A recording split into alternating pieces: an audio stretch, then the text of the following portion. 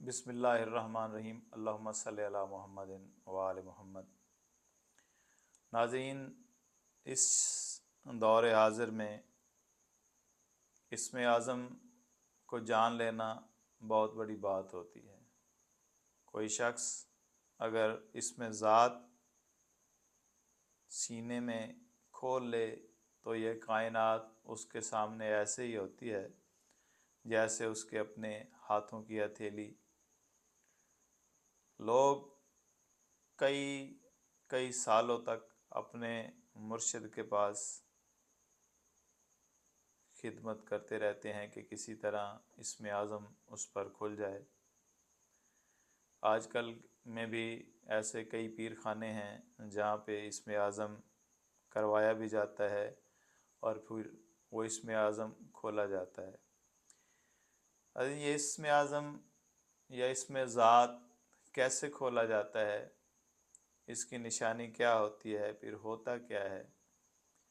ہوتا اس طرح ہے کہ انسان کے تصور میں ایک نور آ جاتا ہے، اور وہ نور اسم اللہ کا نور ہوتا ہے۔ وہ انسان کے سارے وجود کو، خاص کر انسان کے دل کو منور کر دیتا ہے۔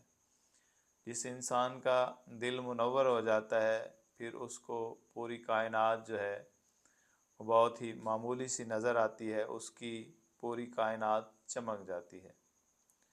میں آپ کے سامنے ایک بہت ہی پیارا اور زبردست عمل لے کے آیا ہوں۔ یہ اسم ذات کا عمل ہے۔ اس عمل میں کامیابی یقینی ہے اگر آپ اس عمل کو اسی طرح کریں گے جس طرح میں بتاؤں گا۔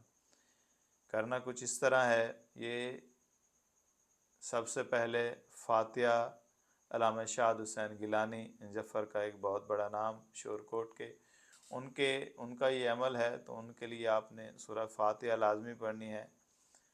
آپ نے سب سے پہلے ایک جامع جعفر، جو لوگ جانتے ہیں، جو نہیں جانتے وہ ان باکس میں پوچھ سکتے ہیں، جامع جعفر لکھنی ہے۔ 14ویں دن جو ہے وہ اسم ذات وہاں پہ ظاہر ہوگا جہاں پہ اللہ اللہ ظاہر ہوگا۔ اس کے بعد آپ نے اسم ذات کو ایک پینسل سے لکھنا ہے، موٹے پوائنٹر سے لکھنا ہے اور اپنے سامنے رکھنا ہے، اور پھر تصور کرنا ہے ایسے۔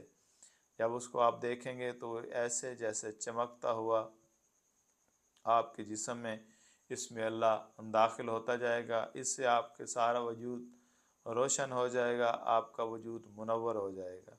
آپ کے دل کی جتنی میل ہے یہ اتر جائے گی، اور آپ کو پھر اس دنیا کی حقیقت نظر آئے گی۔